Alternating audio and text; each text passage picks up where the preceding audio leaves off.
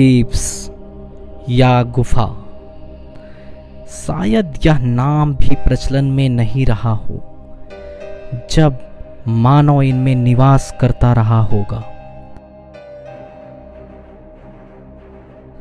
आज आधुनिक समय में हम ऊंचे ऊंचे मकानों में रहते हैं, परंतु बीते लाखों वर्षों का इतिहास इन गुफाओं में अपनी यादें संजोया था।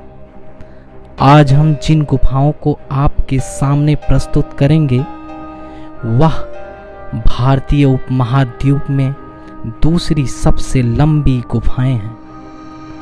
हम बात कर रहे आंध्र प्रदेश राज्य के कुर्नूल जिले के बेलम गांव में स्थित जमीन के अंदर छिपी 3229 मीटर लगभग 3.5 किलोमीटर और 46 किलोमीटर गहरी चूने पत्थर से निर्मित विशालकाय गुफाओं के बारे में।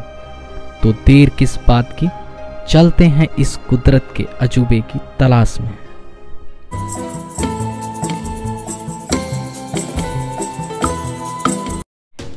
जैसा आपने हमारी पिछली वीडियो में देखा, हमारा सफ़र हैदराबाद से गंडीकोटा के लिए था, जहां हमने वहां के नज़ारों को देखा और आपके साथ बहुत सी जानकारियां साझा भी की।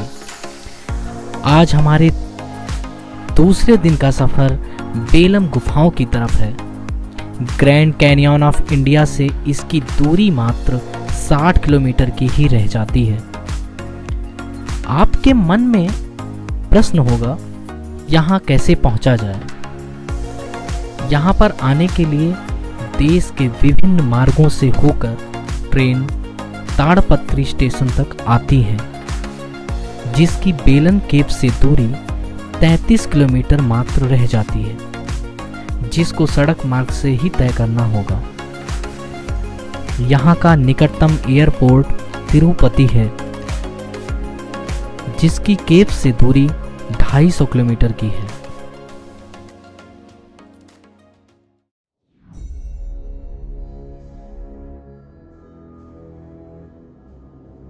आप सोच कर देखिए जरा, कुदरत और चमत्कार, ये दो शब्द अलग हो सकते हैं परंतु अर्थ भिन्न नहीं। या कहिए कुदरत का चमत्कार। जिस स्थान का उपयोग यहाँ के लोग कूड़ा कचरा डंप करने के लिए करते रहे हों, उस जमीन के नीचे लाखों वर्षों तक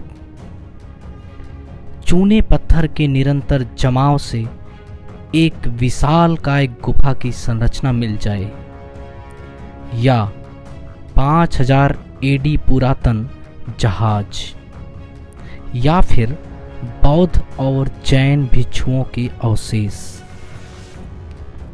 जिनको इतिहास की समझ होगी उन्हें रॉबर्ट ब्रूस फुट के बारे में पता ही होगा, जिन्हें भारतीय आर्कियोलॉजी का जनक भी कहा जाता है।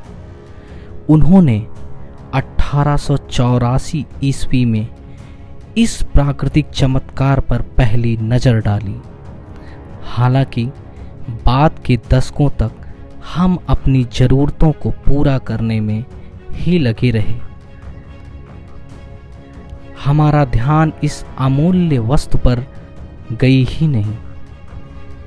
1982 से 1983 का दौर, जिसमें जर्मन एक्सपर्टों ने कई वर्षों तक इन गुफाओं पर रिसर्च किया। इसको विकसित करने में गांव के लोगों और आंध्र प्रदेश सरकार ने 20 वर्षों की कड़ी मेहनत की।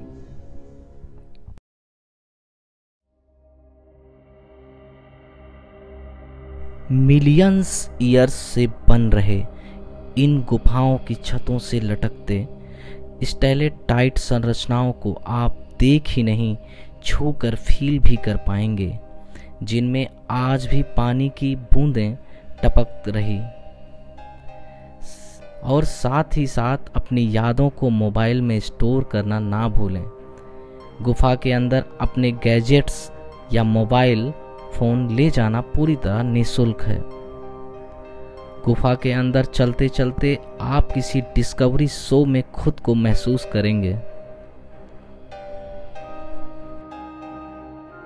इन भूल भुलैया वाले दिलचस्प सकरे रास्तों ने हमारी उत्सुकता में 4 चांद लगा रखा था।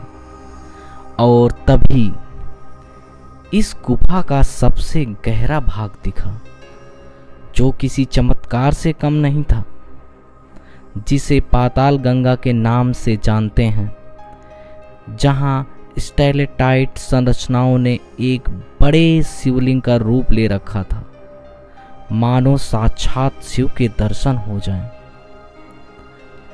यहाँ पर प्राकृतिक झरना और शिवलिंग के ठीक नीचे बहती जलधारा, जिसका पानी एक बिंदु से शुरू होकर पृथ्वी के दूसरे बिंदु से रहस्यमय तरीके से गायब हो जाता है। किंवदंती है कि यह जल यहाँ से 1.5 किलोमीटर दूर बेलंग गांव के एक कुएं में फिर से उभर जाता है, जो ग्रामीणों के लिए जल का एकमात्र स्रोत है। इस गुफा में बौद्ध और जैन भिक्षुओं के निवास के साक्ष्य भी मिले हैं, जिन्हें अनंतपुर संग्रहालय में देखा जा सकता है।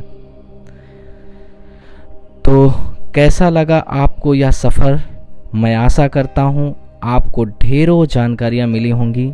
अगर आपके कुछ सुझाव हों तो हमें बताना ना भूलें। मिलते हैं फिर इसी तरह और भी दिलचस्प नज़ारों के साथ। तो कृपया हमें सब्सक्राइब करना ना भूलें। आपकी एक कोशिश हमारे अंदर और भी जोश भर देगी। धन्यवाद।